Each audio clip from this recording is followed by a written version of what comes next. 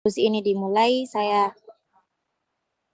sebelum diskusi ini dimulai, saya berharap teman-teman semua bisa berpartisipasi supaya diskusi kita kali ini bisa berjalan dengan efektif. Kemudian teman-teman yang bukan kelompok 3, saya berharap juga untuk unmute speakernya supaya tidak mengganggu jalan nanti. Saya Siti Mahdinar Mungsen selaku moderator pada kelompok dan rekan saya Anita dan Muhammad akan mempresentasi makalah yang berjudul Teori Analisis Framing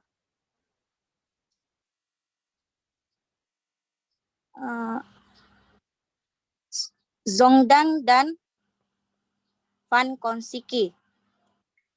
Nah, materi selanjutnya, pemateri pertama akan saya berikan kepada saudari Anita. Apakah sudah join ke Zoom atau belum?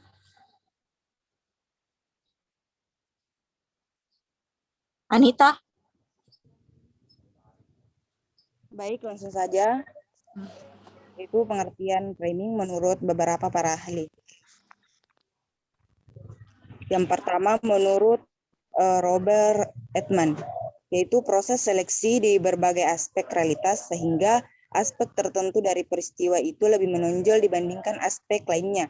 Ia juga menyatakan informasi-informasi dalam konteks yang khas sehingga tertentu mendapatkan alokasi lebih besar daripada sisi lainnya. Sedangkan menurut Todd Gitlin, strategi bagaimana realitas atau dunia dibentuk dan disederhanakan sedemikian rupa untuk ditampilkan kepada khalayak.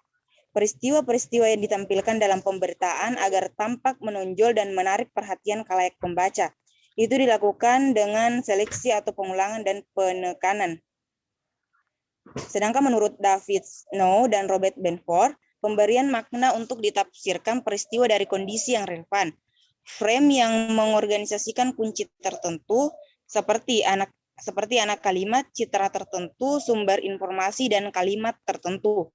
Sedangkan menurut Songdan dan Pan Konsich, sebagai konstruksi dan memproses berita, perangkat kognisi yang digunakan dalam mengkode informasi menafsirkan peristiwa yang dihubungkan dengan rutinitas dan konvensi pembentukan berita. Ada dua aspek dalam framing, yaitu satu, memiliki fakta atau realitas. Proses pemilihan fakta adalah berdasarkan asumsi dari wartawan akan memilih bagian mana dari realitas yang akan diberitakan dan bagian mana yang akan dibuang.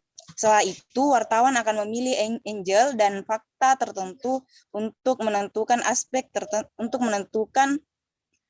tertentu dan akan menghasilkan berita yang berbeda dengan media yang akan menekankan aspek yang lain. Kedua, menulis. Proses ini berhubungan dengan penyajian fakta yang akan dipilih kepada khalayak. Cara penyajian itu meliputi pemilihan kata, kalimat, gambar, dan foto pendukung yang akan ditampilkan.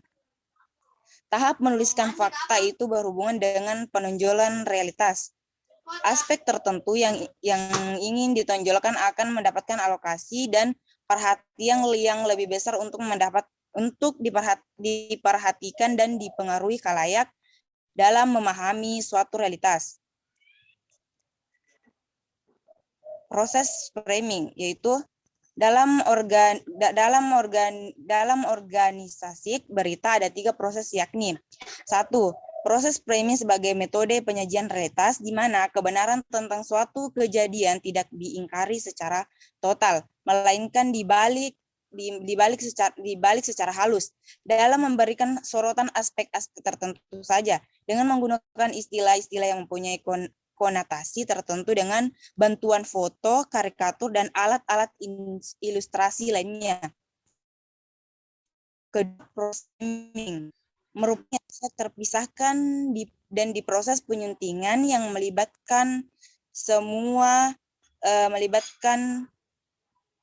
melibatkan semua pihak di bagian redaksi, media cetak, redaktur, dengan atau tanpa konsultasi dengan redaktur pelaksana dalam menentukan laporan reporter akan atau tidak, serta menentukan judul yang akan diberikan. Ketiga, proses framing juga tidak hanya melibatkan para pekerja pers, tetapi juga pihak-pihak yang bersengketa dalam tertentu, yang masing-masing berusaha menampilkan sisi informasi yang ingin ditonjolkan sambil menyembunyikan sisi lain. Selanjutnya materi akan dibacakan oleh teman saya, Siti Madinah Museng. Yaitu efek framing. Framing berkaitan dengan bagaimana realitas dibingkai dan disajikan kepada halayak. Sebuah realitas bisa saja dibingkai dan dimaknai secara berbeda oleh media. Bahkan salah satu efek framing yang paling mendasar adalah realitas sosial yang kompleks, penuh dimensi dan tidak beraturan. Disajikan dalam berita sebagai sesuatu yang beraturan dan memenuhi logika tertentu. Teori framing menunjukkan bagaimana jurnalis membuat simplikasi, prioritas, dan struktur tertentu dalam peristiwa. Karenanya, framing menyediakan kunci bagaimana peristiwa dipahami oleh media dan ditafsirkan dalam bentuk berita. Karena media melihat peristiwa dari kacamata tertentu, maka realitas setelah dilihat oleh halayak adalah realitas yang sudah terbentuk oleh bingkai media. Framing pada umumnya ditandai dengan menonjolkan aspek tertentu dari realitas, bisa saja akan sangat berbeda. Kemudian yaitu teknik framing dan konsep model Sondampan dan Gerald M. Kosicki. Nah, pada teknik framing, model Sondampan dan Gerald M. Kosicki adalah framing didefinisikan sebagai proses membuat suatu pesan lebih menonjol, menempatkan informasi lebih dari yang lain sehingga halayak lebih tertuju pada pesan tersebut. Menurut Pan dan Kosicki, ada dua konsep dari framing yang saling berkaitan, yaitu psikologi dan konsep sosiologi. Nah, dalam konsep psikologi, framing dilihat sebagai penempatan informasi dalam suatu konteks khusus dan menempatkan elemen tertentu dalam suatu isu dengan penempatan lebih menonjol dalam kognisi seseorang. Elemen-elemen yang diseleksi itu menjadi lebih penting dalam mempengaruhi pertimbangan seseorang saat membuat keputusan tentang realitas. Sedangkan konsep sosiologis framing dipahami sebagai proses bagaimana seseorang mengklasifikasikan, mengorganisasikan, dan menafsirkan pengalaman sosialnya untuk mengerti dirinya dan realitas di luar dirinya dalam Sondampan dan Gerald M. Kosicki. Kedua konsep tersebut diintegrasikan. Nah, itulah tadi materi tentang teori analisis framing oleh Sondampan dan Gerald M. Kosicki. Selanjutnya, saya berharap kepada teman-teman untuk bisa menjalankan diskusi via WhatsApp selanjutnya.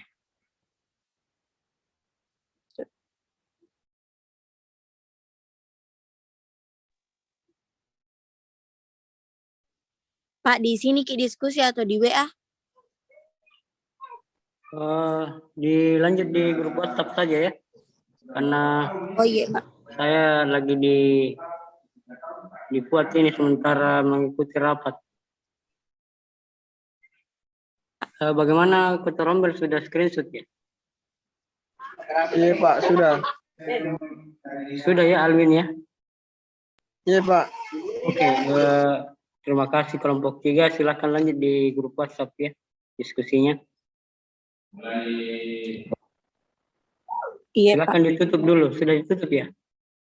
Belum. Itulah tadi beberapa